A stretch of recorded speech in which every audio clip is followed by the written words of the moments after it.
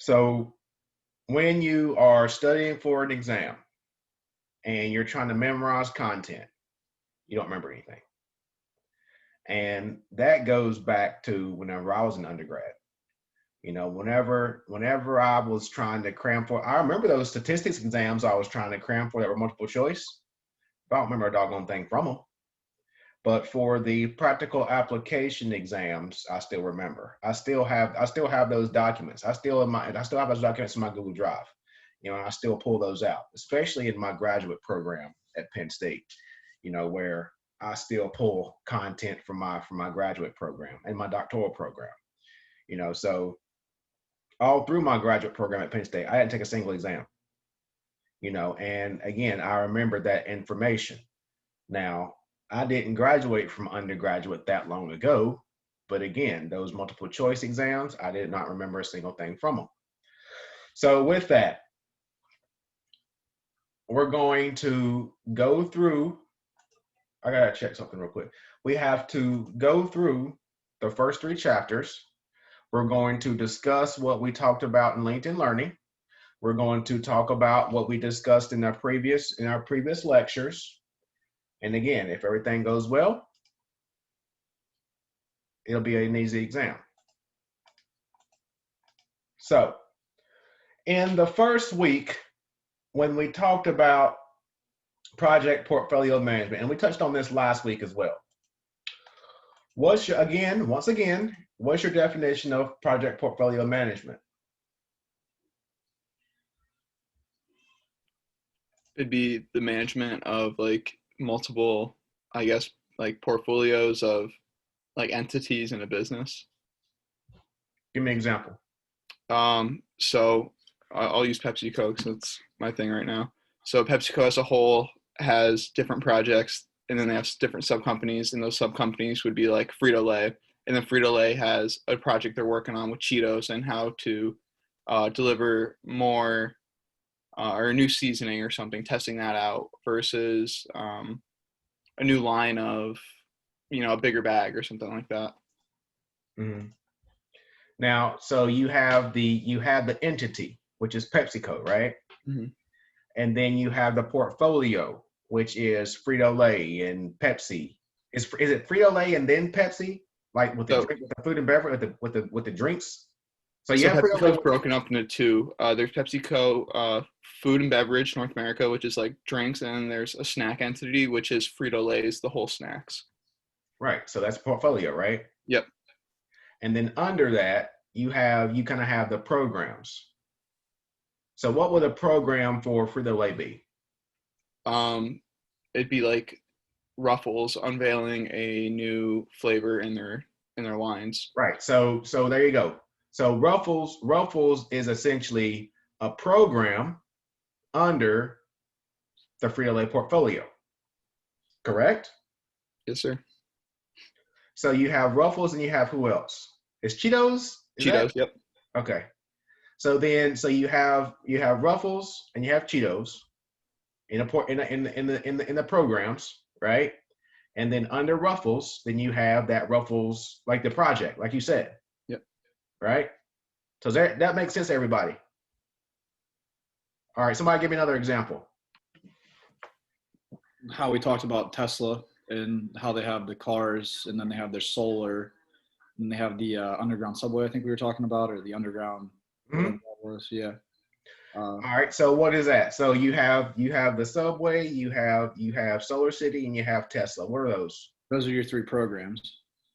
No, those are your portfolios, and then under those you have the program, right, like the Tesla cars and whatever you're going to do with the solar panels, and then whatever you're going to do with the underground. Right. So you have the model.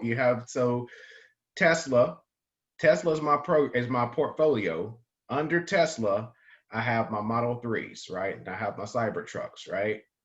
And then under the Cybertruck, now I have the single motor and a multi-motor, and then you'll have the project with the self-driving, autonomous vehicle now that they increased the price on. I'm not too happy about. So you have those different projects under that particular Tesla program, right? Good job. Give me another one. How about like Disney? Disney's the entity, and then Pixar, and we'll say Lucasfilms. They're the Sorry about that. program. No, they're the portfolio. Mhm. And then under them you have Star Wars is the program, and then like Toy Story and all the other Pixar films. So what would a project be under that Star Wars program? Maybe making a new movie Right. or selling merchandise or something. Or The Mandalorian, which I'm waiting for it to come out. True. I love that thing. That's the only reason why I bought Disney Plus. But anyway, if you haven't seen it, I'll check that one out. But all right, let me see. Thanks for that, Michael. What's another one? Like Netflix and You're breaking up, Cody. can you hear me now? Yes.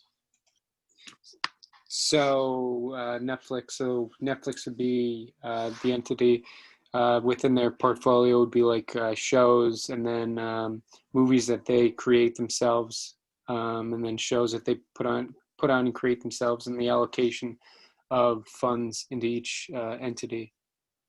Mm-hmm. Perfect. Ben, let me get one within a pipeline industry. So you could have like Columbia Gas would be your entity, Mm-hmm. and then under that they would have like the different states. They could do Ohio, Pennsylvania, West Virginia maybe, and then under those they could have water and gas. So would you? All right. So everybody. So I have Columbia Gas. That's the company. And I would say that and you see how it can get confusing. So I could have water and gas as my portfolio, right? Mm-hmm. But then would you say that the program's a state? Yeah. Right? Because it can get hairy. But also it can also be dependent upon how they want their profit and loss statement to look. So they could say my portfolio is a state. Yeah. Because I could say I want everything to roll up to the state, and then I want my program to be water, gas, whatever. So that's another important piece. And Ben brought up an excellent point in that it can go either way for a company. It depends on how they want their reporting to go. It depends on how they want their profit and loss statement to go or to look. Everybody understand? Ben, that was an excellent example. All right, Michael. You can't hide in the dark. I see you. Sorry, I didn't put the light on. I'll turn it on if you want. No, I'm good. Would PayPal be a example to use with Venmo under their programs? Because I was reading on the Wall Street Journal, and they wanted to get into the financing industry and do a system like layaway. What, PayPal or Venmo did? Well, Venmo is owned by PayPal, right? And if they're using that program to change their point of sales, I was just wondering if that would be like a program or like some kind of way in the portfolio. Doesn't eBay own PayPal? I don't. I think it still does. So eBay would be the entity, right? And okay. then PayPal. But again, this is why we're talking about this. So PayPal would be the portfolio under eBay, right? And then, well, heck, it could be like eBay Corp, whatever, right? Higher. Then you have PayPal. Then you have the eBay e-commerce, and then whatever's under that eBay umbrella, right? And then you could have Venmo under PayPal, right? You see how it gets how it gets hairy? So imagine a company like GE, that just gobbles up companies and how their portfolio looks and how their programs look and how their projects look, right? And imagine you being a portfolio manager trying to manage all these things, right? So imagine being a portfolio manager for Tesla. You're managing all the car lines, all the truck lines, all the, you know, the semi-truck line, the Roadster. And you're trying to manage all that and understand all those projects. So now you see how it can, because everyone went through project management, correct?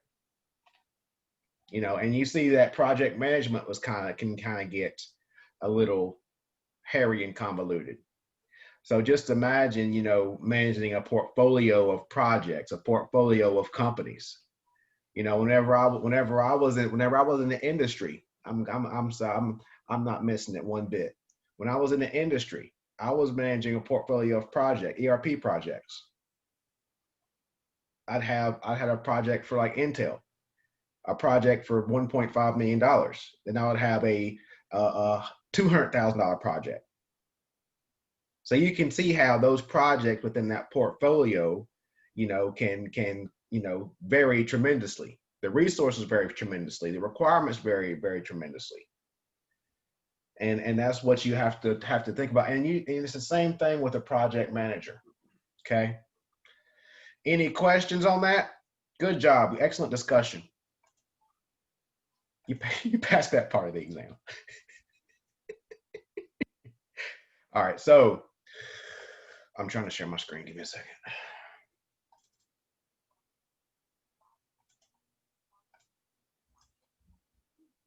So in terms of the LinkedIn Learning, so for the project portfolio management foundations within LinkedIn Learning, the one thing I want to talk about here is what is the role of the portfolio manager? Because we did talk about this in the first chapter. To view all the programs and the projects and know how they align with the business goals. How would you know? Oh, that was a good definition. How do you know if they align with the business goals? I would say that they would review and try to balance all the opportunities within the portfolio and check the risk. Boom. Yeah. That's good. Y'all are putting a smile on my face, and that's hard to do. Wait, can you repeat that? Go ahead, Michael. Repeat that. What, the second part or the whole? Yeah, the second part. They would look at the entire projects and programs and balance the opportunities and the risk. And the whole balance the opportunities and risk is very important in that's what whenever we're assessing projects within the corporation, we're assessing the risk because we want to assess the risk appetite, or how big is our risk appetite, if you will. You know, I implemented ERP systems, and we would assess a company, you know, a $10 million company, to say, okay, this company is broken. Do we want to take that risk and try to turn this company around? You know, they're only going to be dropping 100,000 in this project. Is it worth it? And there were a lot of situations where we walked away from them, or we walked away from them because I worked for Infor, the $3 billion company, but we had partners where they said, "Oh yeah, we'll take it. Here you go. Take this problem off our hands." You know, and I think that, like in Ben's case, in the oil industry, in the pipeline industry, I'm pretty sure there's a lot of risk evaluation that go into play in that environment, because that's a totally different world. It's kind of like within my world in manufacturing. it's a totally different world. It's totally different than, healthcare, where they are kind of PC, where in manufacturing, they'll just tell you like it is, especially unions. So that brings in the next question that was in the portfolio management is, how would culture within an organization impact a project portfolio? So with Logan's point, so if PepsiCo wants to implement a new process, PepsiCo Corporation, how is the culture within Pepsi, within the beverage portion, going to impact Frito-Lay, which is the food portion? Two totally different entities, two totally different companies within that umbrella. How does culture impact that?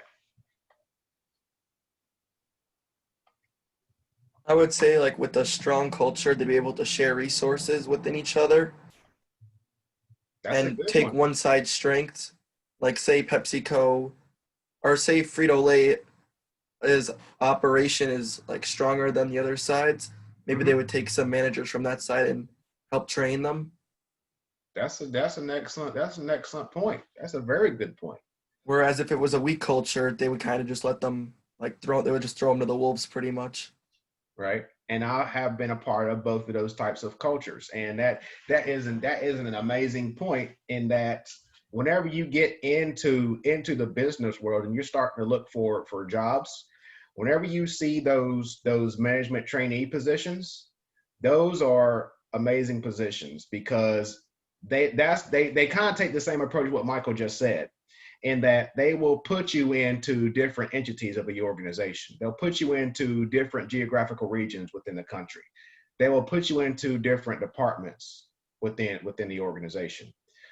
GE was excellent at that, in that they would have someone work in California for 2 years, or have someone work in New Jersey for 2 years, in different entities. So I had a peer of mine who he worked for GE Nuclear or something crazy like that. He went to Duke. He was brilliant. He worked for GE Nuclear for 2 years in California. Then he went to GE Healthcare or something, like totally unrelated. But GE had that mindset of, if you get two unrelated organizations and you see those sides, now you become a more well-rounded manager, leader, right? So that's why I'm a huge fan of those management trainees. Sometimes they're called rotation programs, but that's exactly what Michael's referring to. Where you're kind of identifying the strengths within your portfolio, right? And you are sharing those strengths and pretty much create a competitive advantage for your organization in terms of a project. That's an excellent point. What else? How does culture impact a project's portfolio? So I'd probably say like the extent you go to succeed within a portfolio. So like obviously some companies have higher morals and higher values compared to others. So whether you're gonna put X amount of toxic waste into back into the earth, or whatever the case may be for whatever project, and the lengths at which you'll go to succeed within your project, as we talked about, like Tesla, their big value is kind of the green effect, doing everything better for the earth. And a lot of other companies don't really see that, have those same values, where they would maybe take the cheaper route to do things, so their profit margins would be a little bit higher. They wouldn't care about kind of the economic effects, or the social economics, or economic, I don't know what the word would be. I got you. Yeah, and that's an excellent point, in that, in order to implement sustainable practices, it does cost more. But as I said, I think I said before, within this, all these classes mix in, but as I explained this some class before, that there was a longitudinal study, it's a TED Talk, where, let's see here.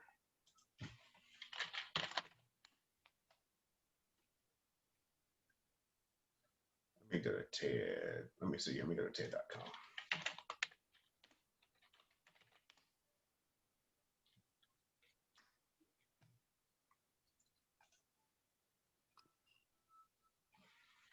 Alex. I think it's Edmonds. Yeah. So Alex Edmonds did take. Oh, it's not on here. Let's see here. So Alex Edmonds did an excellent TED talk. It's not up here. It's crazy. Let's see here.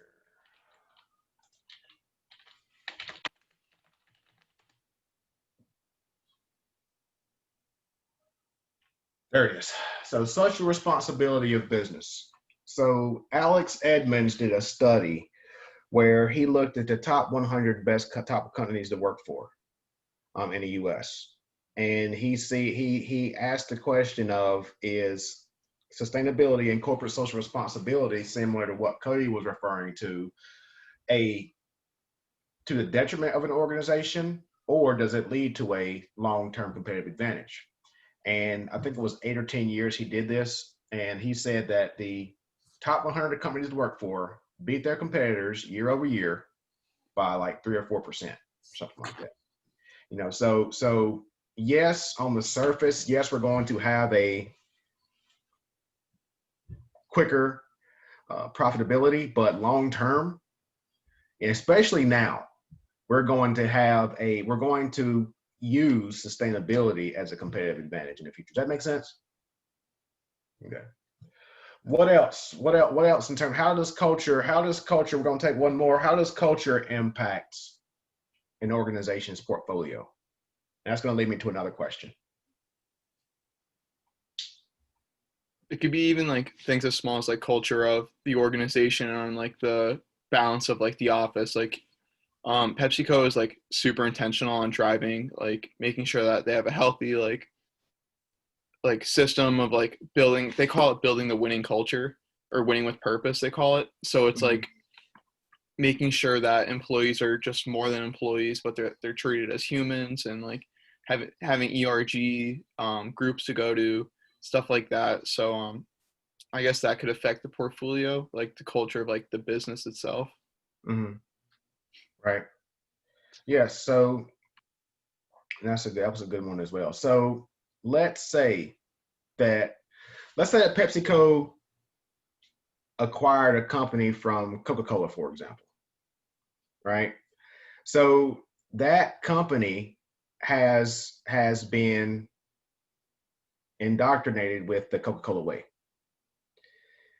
How would PepsiCo integrate that new company into their portfolio when the culture is totally different?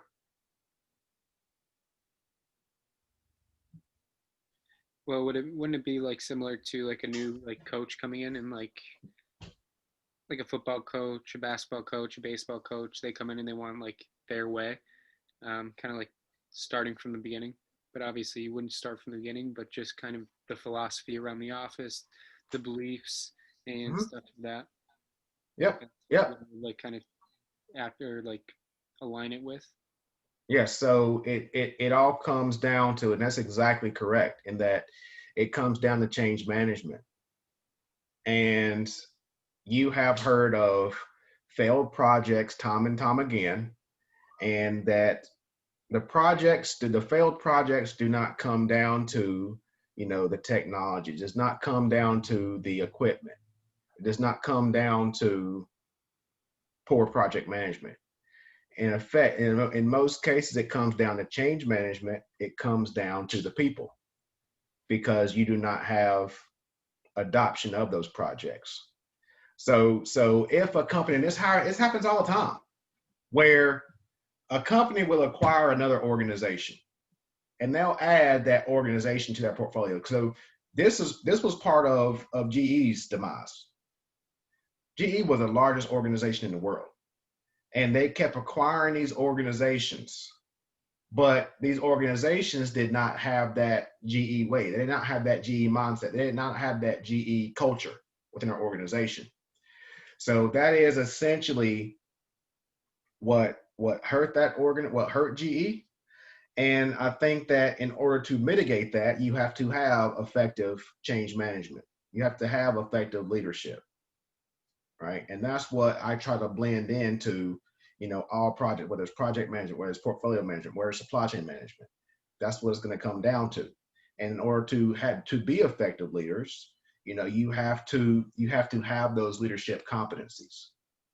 I'm trying to build that. That's why, I want to get your thoughts. I want you to interact with each other. I want you to, share your thoughts in terms of what we're discussing in the class. So that's what we talked about within that first week. Within the second week, what are the steps to that project management life cycle?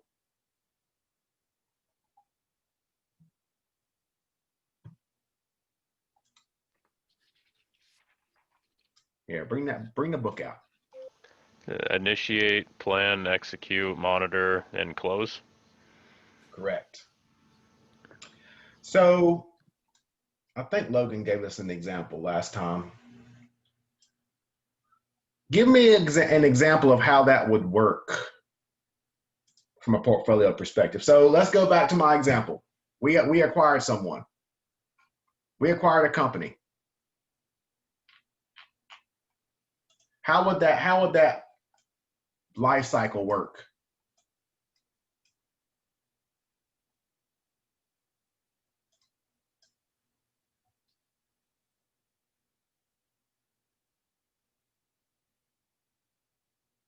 That's a master's level question, just letting you know. Repeat it, please. I have a portfolio. Okay. I'm Tesla. I'm Elon. I just acquired Rivian, the new electronic truck company. It's a startup. So Elon said, "You're not going to hit me. I'm just going to buy you." So Elon just bought them. How is Elon going to integrate Rivian into his portfolio? What steps does he have to take using that project portfolio lifecycle? So would the first one for initiate, that would obviously be the acquisition of the company. The plan would be making like short-term, long-term, I guess, like goals for the organization, like or the portfolio. Mm-hmm. And then the execution would be carrying those out, and the optimization would be adjusting to achieve those short and long-term goals. Yeah, simple as that. Yeah, it's not difficult. Took the words right out of my mouth, Logan. There you go. All right, there you Cody. go. So but in terms of a portfolio, this is what happens all the time. These massive companies gobble up organizations all the time. So I keep referring to Infor. Infor did not create a product. They did not create a service. They were pretty much a venture capital company that had a bunch of people with money, and they've seen applications that they think could make money, and they just bought them. And they brought those organizations, they brought those employees within that Infor culture, and they just added these companies into their portfolio, right? So the product I worked for was called Sightline. Now it's called Infor Cloud Suite. And that's one brand out of, I think, 30 now they own. And each one of those are within their portfolio, are one little rung within their portfolio. And then under those, they have different programs. So within that Cloud Suite portfolio, you have Cloud Suite Industrial, you have Cloud Suite Hospitality, you have Cloud Suite Education, something like that. And then under Cloud Suite Industrial, which is a manufacturing piece, now you have all these different projects within it that goes on, right? So if I'm under my manufacturing project, then there's like sub projects under those. This thing explodes, right?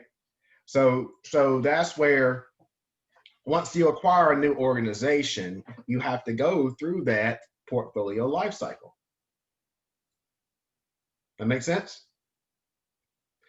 And also, if you are making dramatic changes to a brand within that portfolio, you have to go through that portfolio life cycle.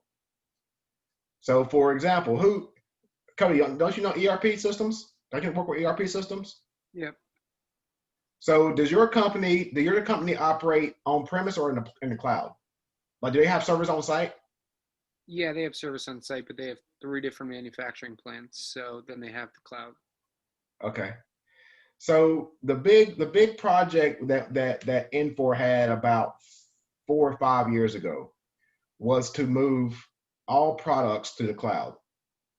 And this was one thing that I was talking about since 2006.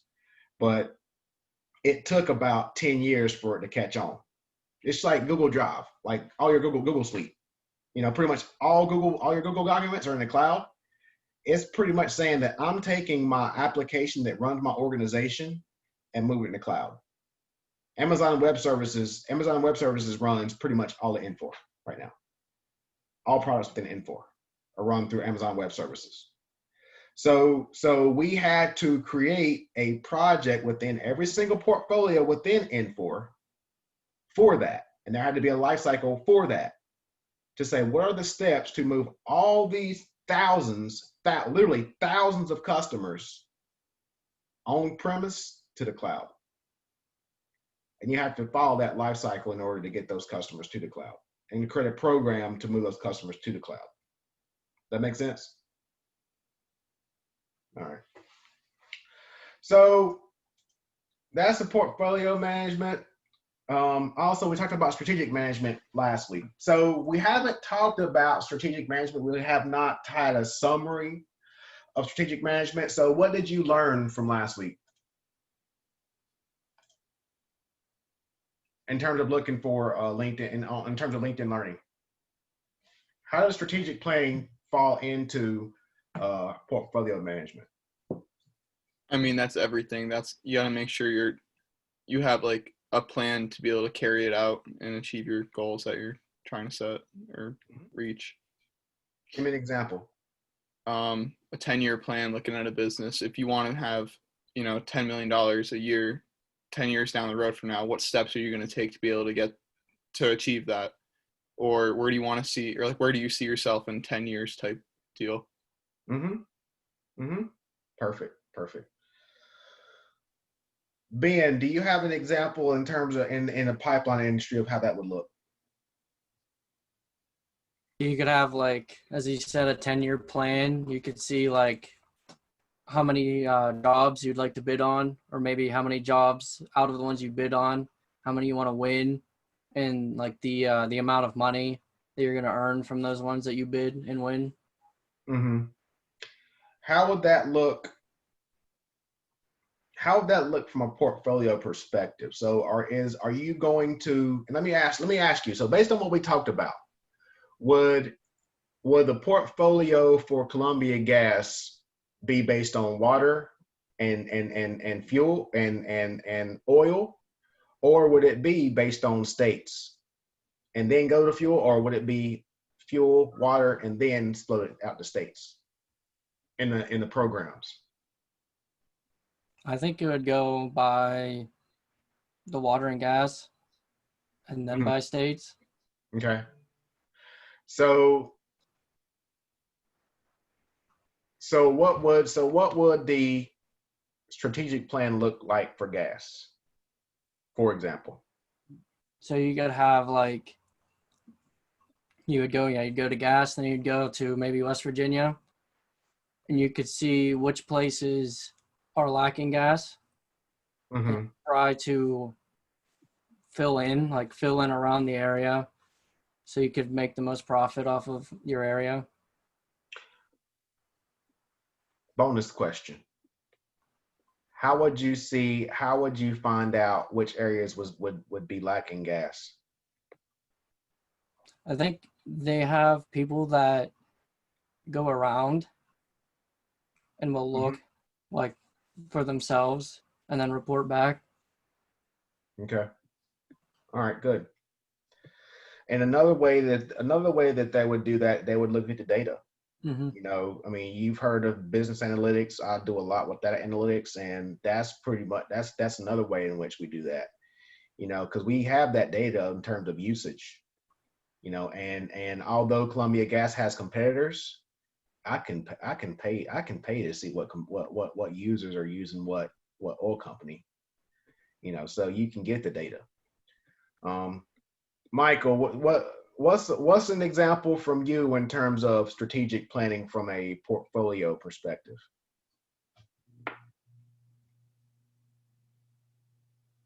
Which Michael? You, Michael. Oh, I was gonna say like this. LinkedIn talked a lot about like setting a direction, but being diverse because you don't know what like the future is gonna hold. So like don't just put, like all your eggs in one basket. Right. That's a good one. That's a good one. All right. So let's talk about that one. So I had a graduate student that they pretty much started a telehealth company out of from COVID. You know, they started it in March, and now it's a huge multi-million-dollar company. I think I shared that one as well. But a brand new industry pretty much sprung up from the pandemic. Right? So, and as the older population seeing that, well, I don't like going to the doctor anyway. Now I can do this. Now I can do this from home. Okay, I'm in. How is that from a strategic portfolio management perspective? How is that going to impact the industry? How is that going to impact organizations such as, you know, WellSpan? I think everybody has WellSpan around here, or Gossinger. You know, how is that going to impact those healthcare networks? They're gonna have to start incorporating that as well. Right. All right. So from a strategic portfolio perspective, and there's no right answer. There's no right or wrong answer to this. Do you think they build their own, or do you think that they outsource it to a company like I was referring to? It depends on the company, honestly. If they have enough money, they might do it themselves to try to make theirs better. But telehealth already set the foundation, so if they want to use them, they can. Right. What's some other thoughts on that one? I was gonna say like another thing that sprung up during the pandemic is like cart to curb, where like grocery stores now will like bring your groceries right to your car. Yep. So do you think that that's going to continue? Yeah, for sure. People are lazy. I agree. Now, do you think that, so how does that look in, y'all have Giants in your area? Yeah, well, I work at Wegmans, and they actually had to There you build a go. whole entire area for it because the Okay. demand was so high. So with a large company like Wegmans, how is that going to look like? Because you know Wegmans better than I do. I just know Wegmans is Wegmans. So if Wegmans were to create a portfolio, what would Wegmans' portfolio look like? They would have one for like the market cafe section, one probably for like produce, probably for each department they'd have one. Okay. Excellent. I love Wegmans, by the way. Can you give me some coupons? What's another one? Michael Self. Figuring out a way. So I would just use this as an example from where I worked, and it would be figuring out a way to transport hazardous material safer, because we used to have a lot of problems where they would either be punctured or not wrapped well enough, and it would destroy the trailers. I was with New Penn Motor Express. Mm-hmm. And I would say maybe figuring out a plan to contact the the shipper and the driver to figure out a way to secure them better, or maybe even come up with a new way so that the trucks don't corrode. But how would that? So, are you saying that is that a new offering or is that a new company within OD's portfolio? It's still in. This is for New Pen. They're Oh. owned by YRC. Well, I guess that would be the main entity. Roadway. Roadway is the top. Roadway is all. It's Yellow International. They own Roadway as well, and then they also own New Pen. And then I would say that maybe figuring out an alternative to hazardous material problems. All right, so let's talk about that one. See now, and this is good because I know Yellow Roadway, right? So are you saying that YRC is the top? Yeah, as far as I was always told, yes. Okay, so what's under YRC? There's Yellow. Yellow. There's Roadway. There's Roadway. There's New Pen Motor Express. I don't know the rest of them. Those are the only Right, main but there's ones these that I know. different companies, right? Yeah. That's a portfolio. That's YRC's portfolio. Correct? Yeah. Under Yellow. Now you have programs. So what would a program for Yellow be? Probably what I just said before. Okay. So would it be okay? But would it be like? Do you go like truckload and less than truckload Yeah. in terms of a program, or is that more of a project? I mean, all the day-to-day work is usually truck loading, and then I don't know how that would word that. Okay. All right. But that's good though. I learned something on that one. All right. So anything else on strategic planning? Would it be like also like Jeff Bezos when he was trying to put in that Breaking their up. biggest warehouse in New York, and it was strategic in a sense that he was giving back thousands. God damn it! Can you hear me now? Can you hear me now? Yeah. Okay, so like Jeff Bezos, when he like was trying to build like their biggest headquarters in New York, and he was going to get an X amount of tax cut on, like by building this there because of the amount of jobs that he was going to give back to the community. Mm-hmm. So like the idea of being able to build a facility that is your biggest yet in a highly populated area and getting such a big tax cut, but you're in the middle of everything where you're probably going to be shipping to a lot of places very close to that. Mm-hmm. So, but then he ended up putting HQ2 in the DC area. Well, yeah, because they wouldn't give him the tax cut. Yeah. So, but also there's one thing. Let's see here.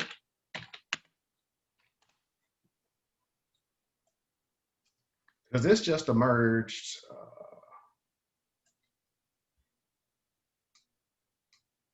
So this is a perfect strategic example where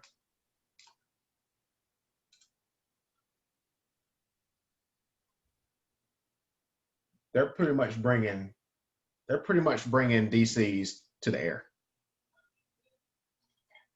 and they are. Let's see here. Yeah, this is exactly it. So they're gonna pretty much have a blimp, have a distribution center within a blimp, and have drones delivering products. Yeah, it's like the Amazon effect essentially with like all businesses. Like it was 2 days, now it's the next day, and every company is trying to. And now it's gonna be 10 minutes. Yeah, so like every company is obviously like trying to compete with them to be faster, quicker, and better. You can't. It's not possible. Yeah, I mean, obviously it's not possible. It's kind of getting to as close to that as you could be. It's Which not probably possible. isn't going to be. It's not going to be that close after seeing this that you just put up. Oh man, 'cause I posted something on LinkedIn. Give me a second. They claim it wasn't real, but I was duped on it apparently because I posted it. I gotta find it. But You know, it's almost to the point where you can't have a conversation without discussing Amazon. You know, you got Amazon again. Amazon was built from. Can y'all hear me? Because I'm like, Yeah, we can hear you fine. okay, there's a big lag on my end, but from an Amazon perspective, you have, you know, Amazon came from selling books, right? Yes. And How did they even like branch out so much? That's like, Bezos is a mastermind. is he a mastermind or is he a like he fell into a good amount of luck as well though? I think he's mastermind. How could you fall into luck in creating something that doesn't exist?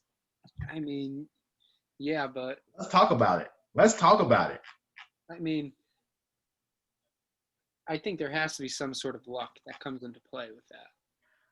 But You think he's the if you smart? say, think if he's you the say smartest man? if you say that there is luck in every single successful business, then Oh, I agree. I would agree with that. I think there is. I think there's luck. there's luck in me talking to you right now. Yeah, yeah. I mean, yeah, everything kind of comes together by chance, but You know, it's everything comes by luck. And it's also being in the right place at the right time. It's also being surrounded by the right people, you know, but I haven't seen, so to your point, I haven't seen where Bezos had like a right hand man. Jobs had Woz, right? And Zuckerberg had like 5 people that he had to pay. You know, so it's like who does Bezos have? Like, there's nobody that's come up. Is he that good? I mean, his wife, he paid her like it was a right hand man. Oh, that's true. She got a lot of money. A lot of money. But I'm saying like those successful people had like partners in crime as they emerged to success. Damn, where's this thing at? Let's see here. It's in here somewhere. Give me a second. There it is. What screen are you seeing?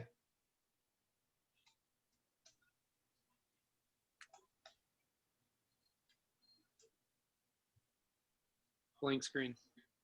There you go. You see that? You see the Amazon? Yeah. That's nuts.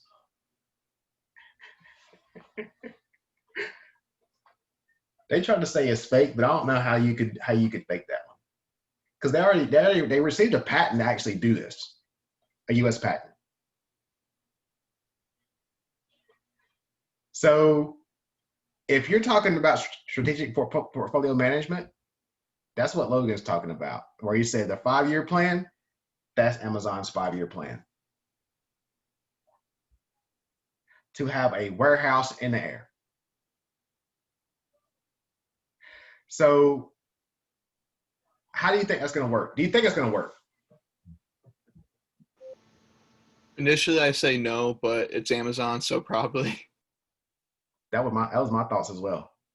the only way it could work is if it's a limited amount of product. Like you can't have everything Amazon has to offer in the air. True. But you can't have everything Amazon has to offer in one DC, True. right? Yeah. Yeah, so would you like load this thing up in the mornings and just send it out all day? I don't work for Amazon. I don't know. But multiple. So the way I envision it from a supply chain perspective is that wherever this blimp is going, Amazon's going to look at the demand for that region. It's going to look for the fast movers in that region. It's going to load inventory for that region, and then that's how it's going to store it. They don't have it, they don't have it. They do, they do. You know what's going to have, because Amazon's system is real time, where they can provide real time feeds to online. So when you go to Amazon right now, they could have this to say this blimp is 15 miles away from you, and it has this product. You can get this in 45 minutes. Do you want to pay? Do you want? And here's where Amazon's gonna make their money. Here's where Amazon's gonna make their money. Do you want to pay $15 more to get it in 30 minutes? I'm gonna pay that if I want it. Perfect example. My wireless printer didn't work last night. So I had to get off of my computer, drive to Walmart, and go get a printer. I gotta drive 25 minutes to go get a printer cord. So if I go on Amazon and say, do you want to pay $15 more to be here in 30 minutes? Without a doubt. That's where I'm gonna make the money. Because I have no problem at all paying $20 a month for Prime. Because I can go on at Saturday at 3 o'clock in the afternoon, and Amazon's showing up at my door on a Sunday. I got baby supplies showing up 7 days a week. They're gonna have people doing it just to say that they can do it. Exactly. I gotta transfer money. I gotta transfer money in my account every week because my wife is using my car on my Amazon file to get baby stuff. It's so easy. It's convenient, and that was brilliant. That was brilliant on Bezos' part. That one click is dangerous. Strategic portfolio management. This is part of the portfolio. So they have the e-commerce where you can just log on, you know, and Amazon Prime is a part of their portfolio. You know, this thing, whatever they're going to call it, it's going to be part of their portfolio. It's going to be an absolute game. Nobody's going to even be able to get close to this. Amazon's already patented it. They're taking over the world. Who even has the money to do that? Besides Amazon, nobody. Mm-mm. And like I said, I think Walmart has come to a realization to say, we're good with brick and mortar. We're good. we can't touch these guys. You know? And it's like, we have this now. And this is my discipline. This is why I research every day. And I'm like, I don't know what they're doing next. I have no idea. They're gonna be transporting stuff to my in my room or something. They're making you breakfast. You know, it's not. I mean, we were talking about you know the Google Home and Amazon. What is it? Amazon Alexa? What is that? It's Alexa, right? We're saying that was future. That was like Jetsons level. Now that stuff is old. Everybody has it. So what's this going to look like in 5 years? What is Amazon's strategic portfolio plan for the next 5 years? Right? That's the crazy part. And my thing is, I want in. You know, so, and I have Amazon will be the way to go. I'm trying to get Amazon to come to Penn State to recruit. I think Lehigh has a lot going because there's a distribution center near Bethlehem, and Lehigh has a lock on that distribution center. And given that you all are at different campuses, you know, I think that because they have tons of jobs, tons.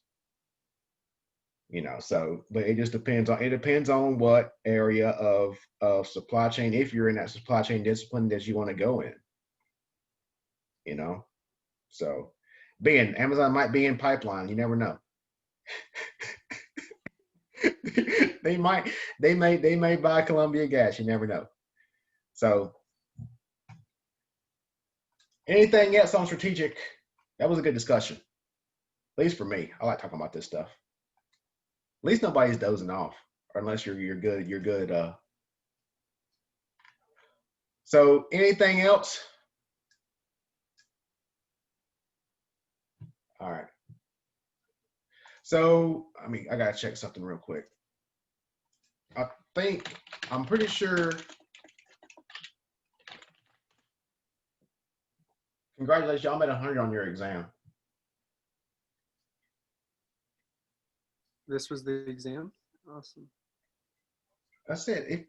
I want you to remember this stuff. You're not gonna remember. You're not gonna remember anything. And you all participated, right?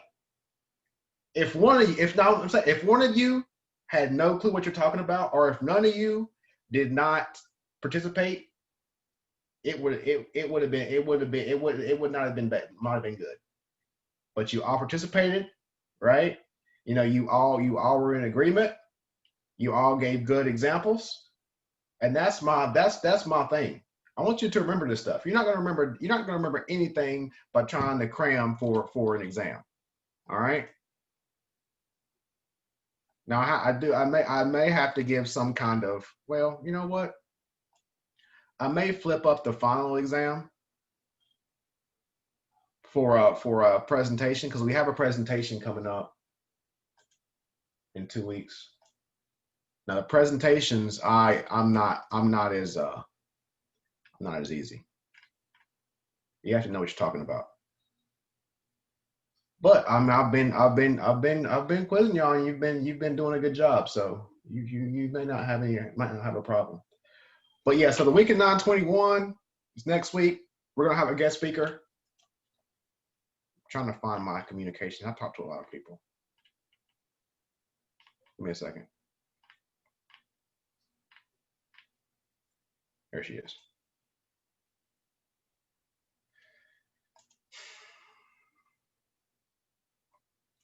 What screen do y'all see now? The schedule. All right.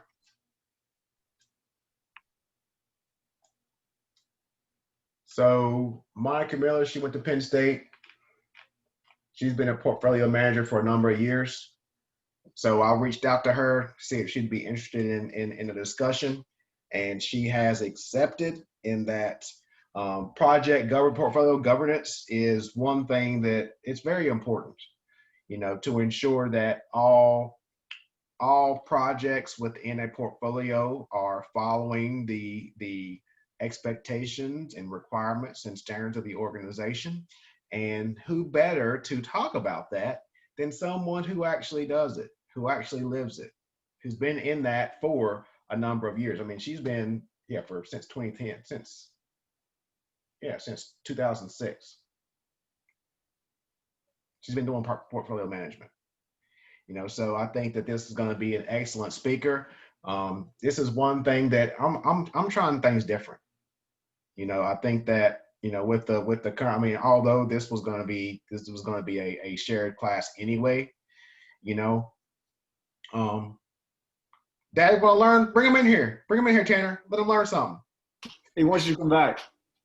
Bring him in here. Let him learn something. He said, "Come learn something." Where's he at? Oh, jeez. Where's he at? Oh, he's right here. Yeah, right here. I was listening the whole time. Are you listening? Did it make sense? You're still awake, so I'm doing my job. Yeah, you're doing pretty good. You are. Yeah, it makes sense. All right. That's great. Appreciate it. Sorry about.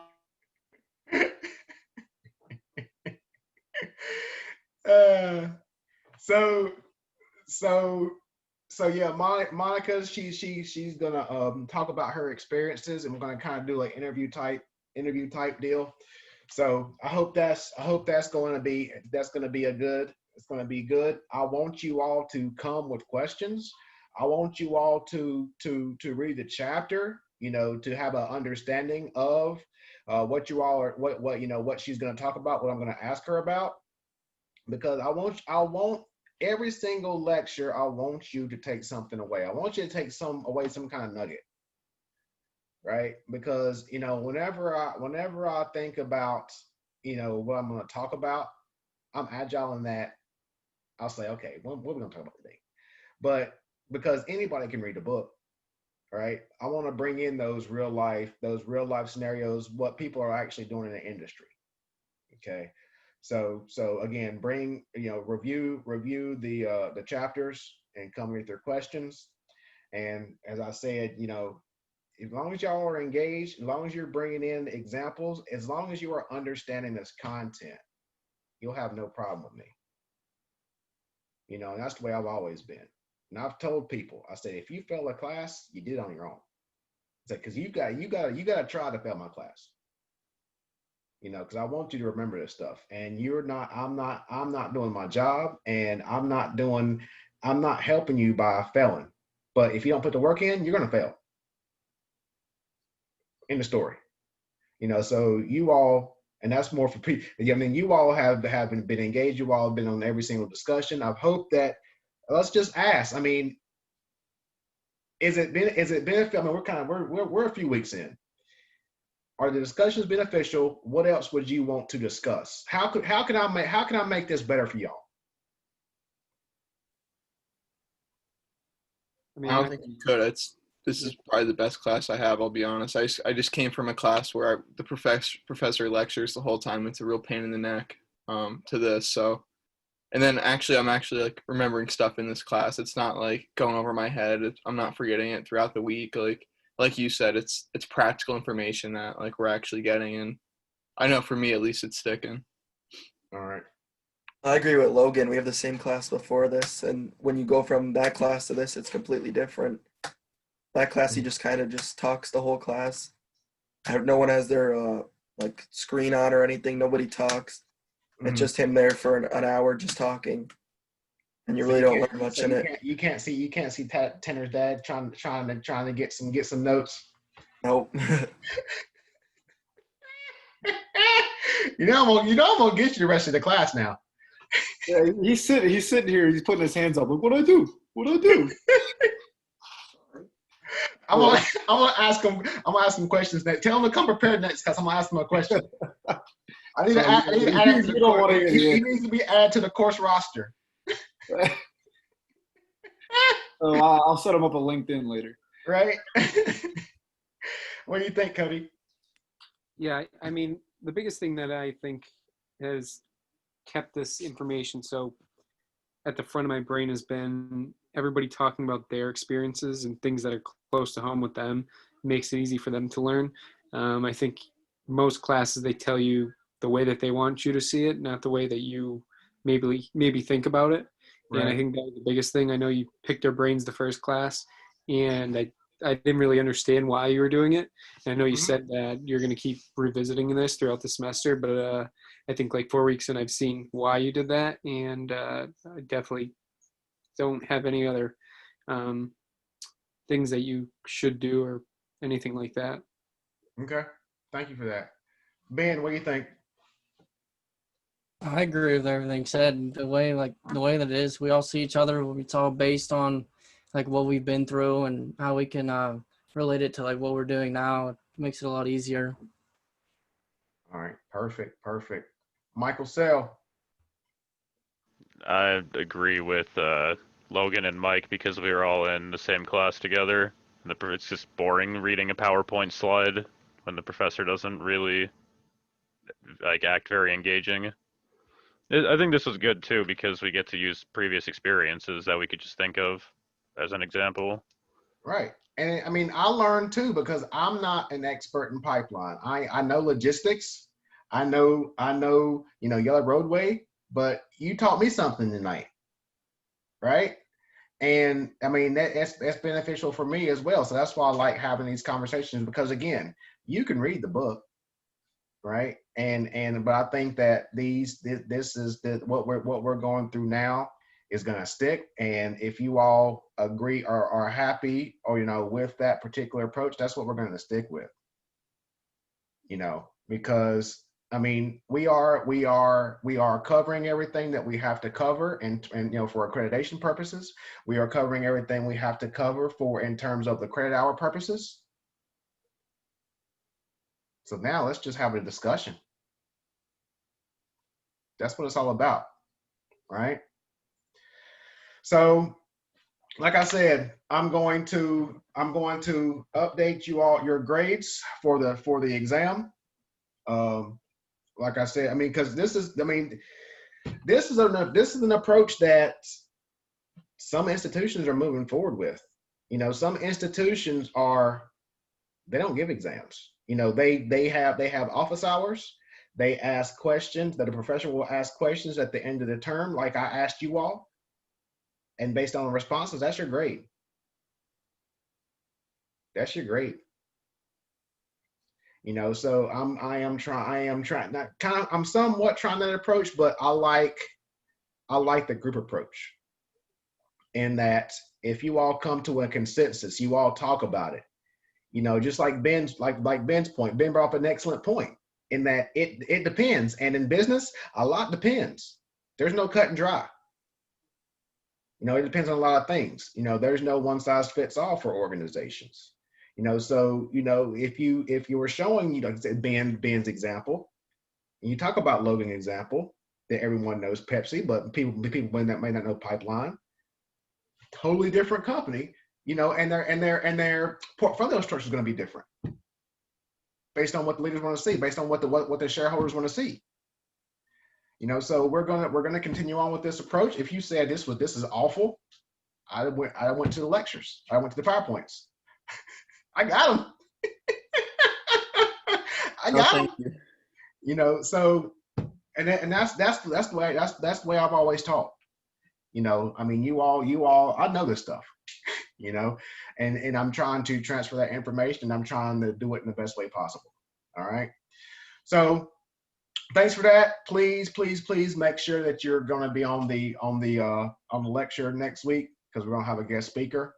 And have a great week, and let me know if you have any questions. I'm going to send out an announcement. I'm doing a webinar on Friday at noon. If you're interested in ERP systems, I'm doing a lecture for Berks on Friday at noon, where we're talking about data analytics and ERP systems. So I'll be sending that out later on tonight. If you're available at 12 noon on Friday, sign up for it. It's free. I have a question real quick. Okay. Were the groups for the presentation going to be random, or were we picking the people? Are you picking them for us, or are we picking our own member? Is what I'm asking. What do you want to do? I don't remember. We talked about this in a few classes ago. I like to have you all decide upon yourselves. You all need to demonstrate those leadership competencies. You all need to, collaborate with each other. You all need to collaborate with someone from another campus, and because that's what you're going to do in business. That's what you're going to do in the industry. So you all can decide amongst yourselves, and then if people are struggling with creating a group, I'll put people in those groups. Now, typically there is a limit. How many people in this class? Because typically there's a limit, but let me see here. Oh, let's see here. So sorry. Give me a second.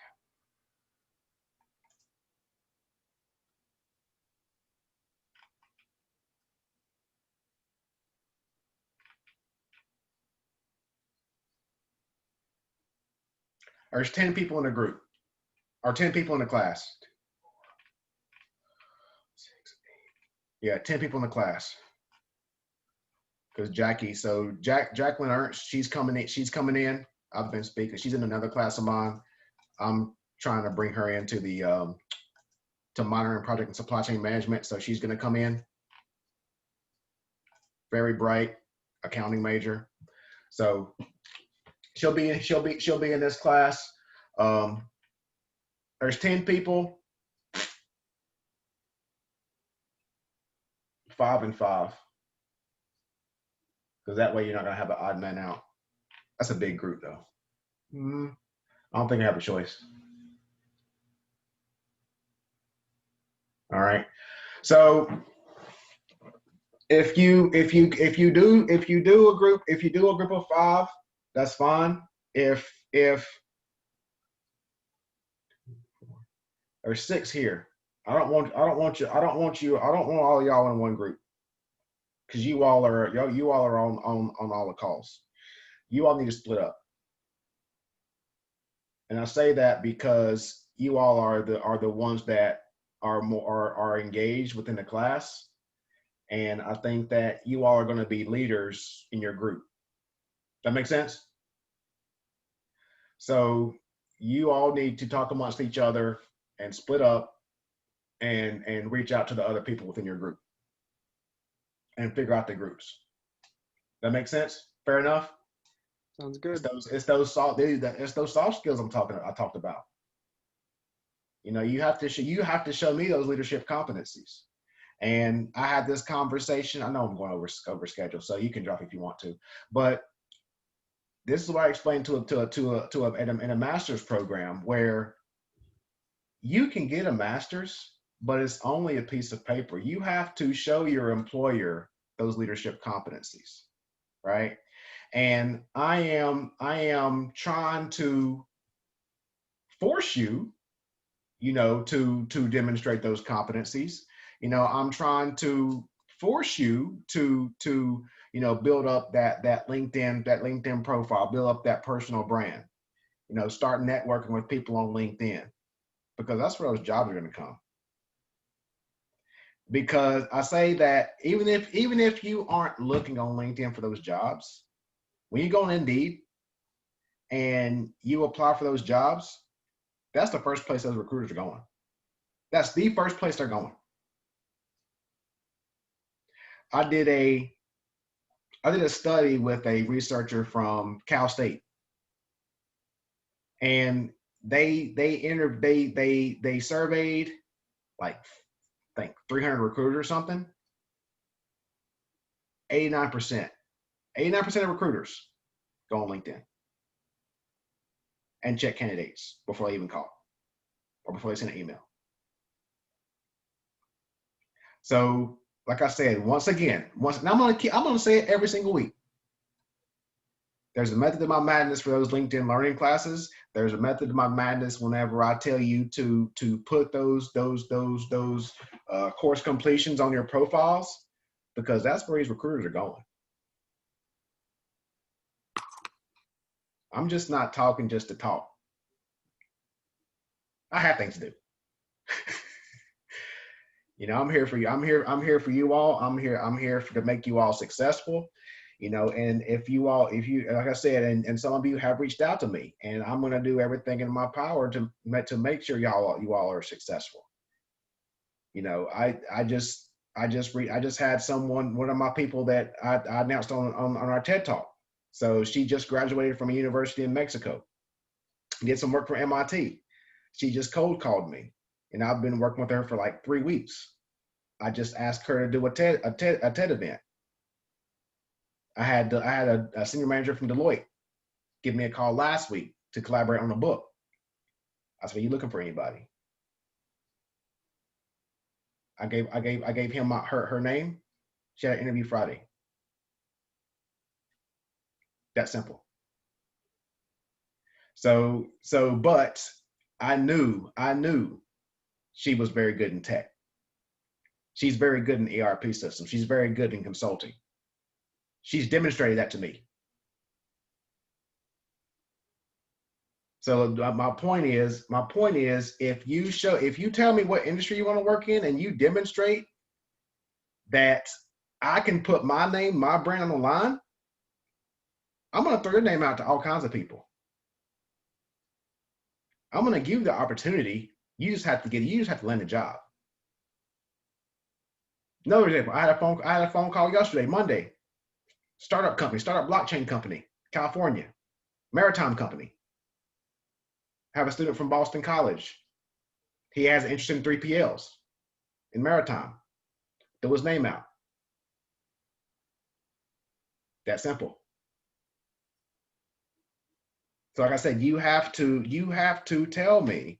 Like I said, you have my phone number. You have my email. I mean, for you all who's reached out. I mean, I'll respond back. I give the contacts.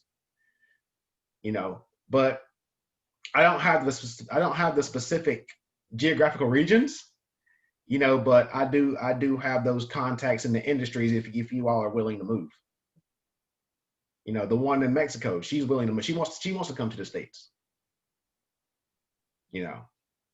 So I mean, you have, and that goes for anybody. But like I said, you have to. I'm not going to put my name on the line if I don't know you. I know you all, And that's the importance of engaging in a class. And this goes for any professor at Penn State. If you want to go in a particular discipline and that professor has experience in that discipline, you have to show them, you know, that you are not really worthy, but you are a good candidate. I can't think of my terms right now. You're a good candidate for him or her to put your name out there. You have no idea how many people though your professors know. My network on LinkedIn is crazy.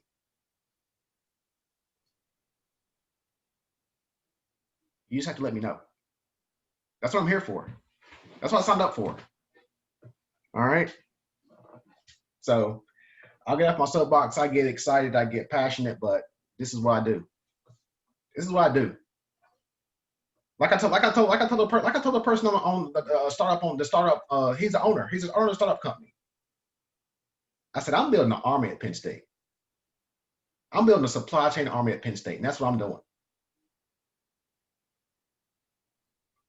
So if you want to get in the reserves, I'm enrolling.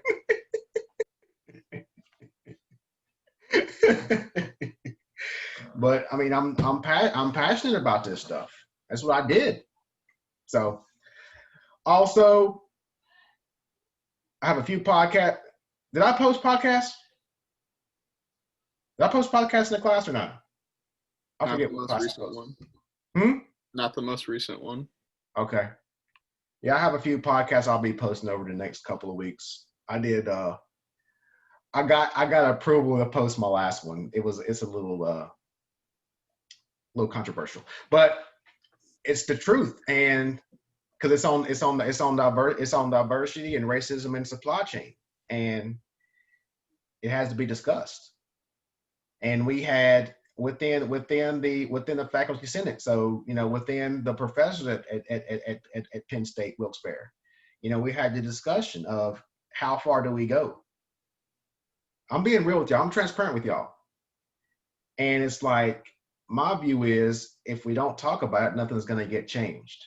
And as I said before, if you're uncomfortable about it, that's part of the problem. And I have no tolerance for it. I don't think that anyone on this phone call should have any tolerance for it. It has been proven that it is a detriment to a community. It's a detriment to an organization. And it hinders creativity. It hinders profitability. It hinders innovation within a company. I didn't already say that. So sorry. But it's going to it's increasing. It's increasing, and unfortunately, it led to what just happened. But there's been progress, in my view. And I got pushback. I got pushback on that podcast, because it's the whole diversity and inclusion discussion is bigger than race. It's bigger than Black Lives Matter.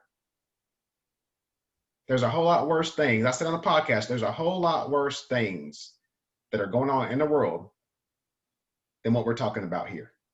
And we talked about it. Cody talked about it. I mean, everybody talked about it. And I'm not gonna stop talking about it, because I was gonna pump the brakes on it. I was gonna hold off on it a little bit, but nothing's changing. And I think you're going to see more discussion about it.